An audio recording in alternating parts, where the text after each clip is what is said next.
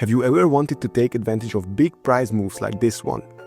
One of the best indicators of potential breakouts is news events. Today, I will show you how to program an expert advisor in MQL5 that reacts to these news events. First, I will explain what these news events are and how they are structured in MQL5. And after that, I will walk you through the code step by step. Let's dive right in. From time to time, countries release important data about their economic performance. These include GDP growth, inflation rates, interest rates, and more. These events can significantly impact currency prices, so knowing about upcoming news can give traders an edge. This is where the economic calendar comes into play. It helps traders track these events and plan their trades accordingly. In MQL5, every news event is separated in three components, which I will explain in a minute: the MqlCalendar country, the MqlCalendar event, and the calendar value. You can check the properties of these structures in the MQL5 documentation. First, let's talk about the MqlCalendar country. This contains information about the releasing economy, like its name and its currency. For example, this could represent the US, the UK, or the European Union. Then there are the MqlCalendar events. These are specific events like Germany's quarterly GDP growth release or the US initial jobless claims. Events are categorized and often repeat, for example, quarterly, monthly, or even yearly. Each event has a country ID representing the corresponding country. The most important for us traders are the calendar values. These provide details about a specific event release, like the time, the actual value, the forecast, and the previous value. Every calendar value has an event ID representing the corresponding event, like the Fed's interest rate decision or Germany's quarterly GDP growth, like I have mentioned earlier. For example, if you check the MQL5 website's calendar, you will see each event listed with its associated country, importance level, and details like actual and forecasted values. These structures help us access and analyze news events programmatically. This calendar value, for example, has no actual value, just forecast and the previous value, and it is due at the 23rd of January, 1430. Its event is called the Initial Jobless Claims event, and the releasing country is the United States. Understanding this structure is crucial for programming an EA that reacts to news events. A coding example will help. Now let's write an EA that reacts to news events. Our goal is to monitor upcoming events related to inflation or interest rate decisions and place trades based on potential breakouts. We start by creating a new EA in the Math editor. We include the trade class and the basic inputs are used: a take profit, a stop loss, each specified in points, and a volume. The main function we will use is the onTick function. In the onTick function, we will use the calendar value history function to get upcoming news events. This function returns an array of events that are due in a specified time interval. To do this, we first define a calendar values array to store the values. Then we specify the time interval for the news. For example, in this case, just the next 50 seconds.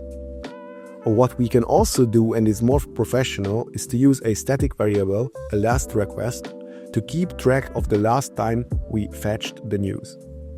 You may notice that we use the server time instead of the current local time.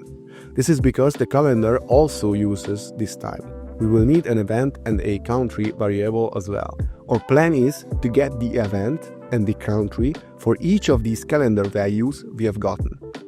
We will set the last request time variable every time we successfully request the news, so the array size of the calendar values is not zero. Now we will go through every calendar value and we will check whether it's relevant to us or not. To get the current events information, we call the calendar event by ID function and pass the event ID property of the calendar value structure. Then we will get the country with a similar method. The country has a currency property which will be useful as well. Now it is time to check whether the currency is the same as the symbol's base currency or profit currency, because otherwise it is irrelevant for us. If there are some news events coming out from Brazil, for example, and we want to trade the euro-US dollar, we do not care at all. Next, we want to see what the news is about. For that, I have created a simple string contains function which returns true when the base contains the other string, otherwise false. We will use this function to check whether the news is about inflation or interest rate decisions. If the string contains CPI, which stands for Consumer Price Index, or PPI, which stands for Producer Price Index, the news released is about some kind of inflation. If it is an interest rate decision, it is again very likely to affect the price. Now, if these criteria are met, we will execute a breakout strategy. We will place a buy stop order above the price and a sell stop below the price, predicting that wherever the price goes, it will continue to do so. If the orders are not hit and there isn't any price move, we simply delete these orders. In order to do this, we will need an expiry date, which we will set whenever we send these pending orders. If it has been set, we have already executed the strategy and there is no need to send new orders. If this expiry date is reached, we delete all the pending orders and set the expiry date to 0. To delete the pending orders, I have written a simple delete pending function. Now that's it, we are finished with the EA. Let's test it on the Euro-USD pair. You will notice that not a single trade has been made, and you may suspect that this is because there is an error in the code or the expiry time is too tight. But that's not the problem.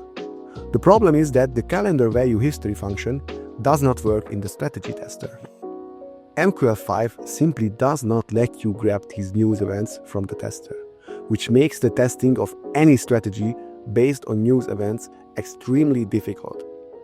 But don't worry, my next video will show you how to backtest strategies that use news events. I will share a simple strategy and demonstrate the tools I have created to make backtesting possible and easily understandable. If you don't want to miss it, make sure to subscribe to my channel. Now that's it for today's video. If you want to explore free MQL5 indicators or utilities, check out my MQL5 sellers page. And don't forget to try the free demo version of my ManHedger tool. Thanks for watching. If you enjoyed this video, please like and subscribe. See you in the next one. Peace.